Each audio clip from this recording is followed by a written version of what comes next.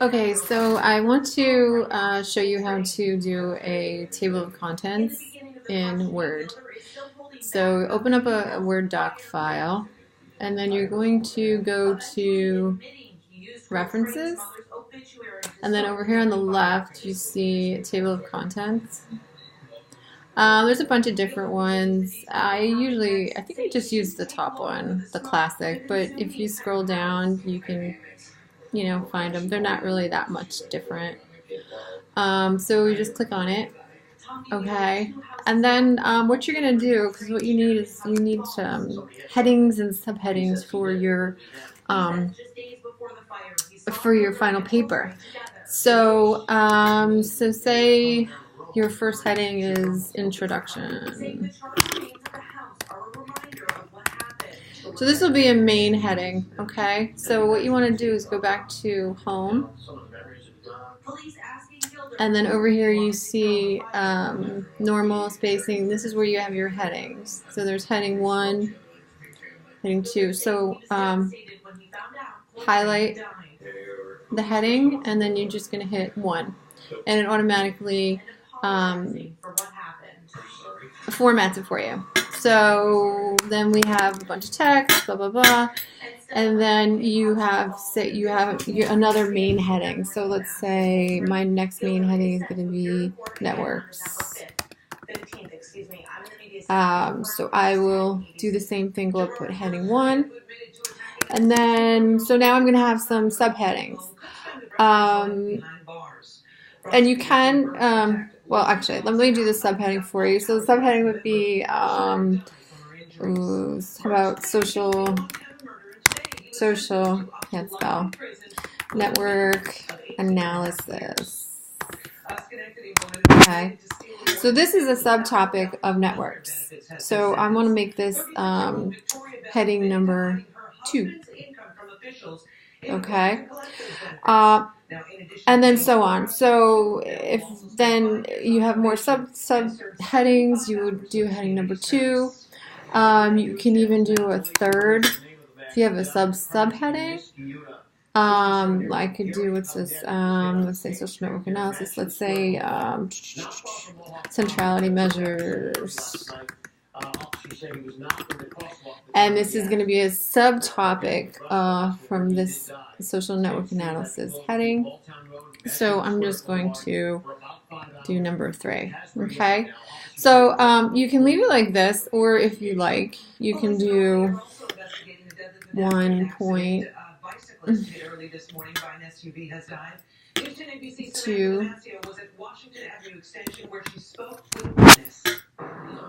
Actually, wait, I think it's just 1. Yeah. 1, 2, and then this is going to be 2.1 because it's a subheading of this, and then this is going to be 2.1.2 because it's a subheading of that. You probably won't have many subheadings. Subheadings. You'll probably stick with the heading number 1 and then these subtopics within the headings. And these headings are going to be descriptive of what you're writing about in your. So the best way to do it, I know you've done outlines. You might want to start with those as headings, but then after you write all the content, read through the content. When you're happy with your text being revised, just come up with a descriptive heading for what that the paragraphs that follow say. All right, and this just helps the reader to know what's coming next in your document. It also breaks up the text, so it's not just one big wall of text, and that's very difficult for people to read. So, and this is how you. Oh, so here we go. I just clicked on, and they wanted to do 2.3. Okay. 2.1.2. Okay, so now I've got my headings. So what we do is we go back up here to the table of contents and you go to the arrow and you say update table. And it automatically puts in your table of contents. So every time you create a new heading or subheading, you just make sure you come back up here and you say update table, and it'll say page numbers. No, you say update the entire table, and you said okay.